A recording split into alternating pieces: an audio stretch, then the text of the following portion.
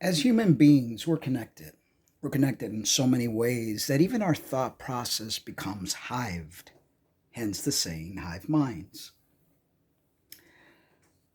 I remember back when I first detransitioned, there was very few people detransitioning. I believe the reason I ever embarked on that journey was unresolved issues of shame, guilt, and having to have fought so hard to be who I am that there comes a time where you almost feel like waving the white flag. When I first transitioned back in 2003, it wasn't as easy as it is today. It wasn't barely heard about. In fact, I got so ridiculed when I went to change my license, and this was in Florida.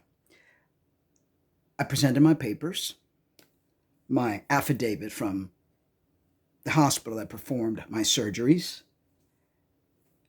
and proceeded to say, I want a gender change on my license. They literally laughed in my face, and they were all just joking about it as they looked at each other like, you can't change your gender. And I said, I beg to differ. Call your headquarters, which is Tallahassee. That's where the headquarters is. And of course, they informed them that yes, that if I had the correct paperwork, that I was to change my gender marker, or they were to change my gender marker as I had requested.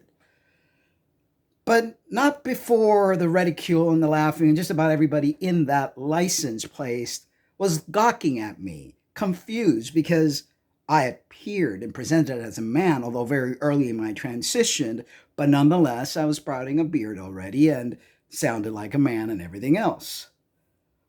Where I'm getting at is, and the reason I wanted to make this video this morning, this whole detransitioning that we're seeing has become a hive mind mentality due to the shame that many have felt for being or trying to be who they are.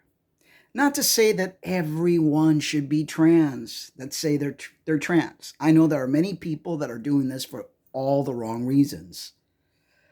But I believe that as society, we have put such shame into a person's identity, into a person's sexuality, that many suffer because of it. I know that I've ridiculed, that I've done so many horrible things to many of you, and for that I am forever sorry. And I don't blame you if you don't forgive me because I've gone back and forth so many times. But my back and forth so many times had a reason behind it. I was fighting myself, and in fighting myself, I fought you.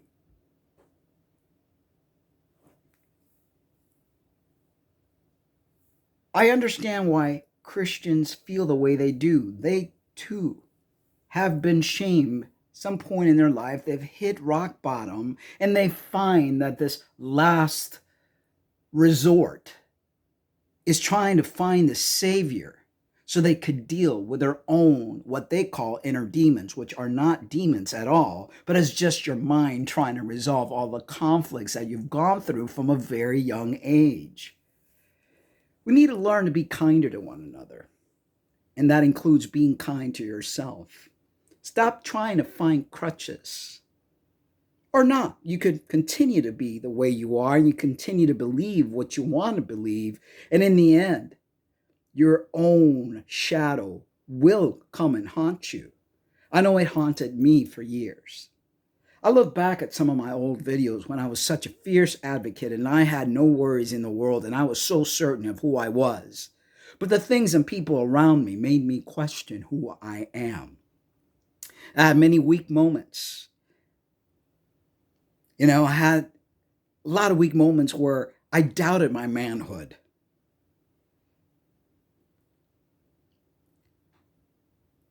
Hence why the back and forth. Hence why the attack on a community that I fought so hard for. Because when I came out back in 2006, there was barely anyone. There was like 3 or 4 websites. Jameson Green was one of them. There was another James Knight guy. And there was a photographer, an FTM photographer. Forgot their name now, Laura, something or another. Very few people. And the FTMs that were around were stealth. And you can't blame them. You can't blame them because they knew exactly what was going to take place. And here we are, fast forward 17, 18 years later. And we're still dealing. I mean, it's a lot better. Gosh, you go now and get your license changed and people are amicable and they understand what they have to do. You don't get laughed at in your face, and, there are a lot more doctors to choose from to have your surgeries performed. It's just a much better situation than it was back then.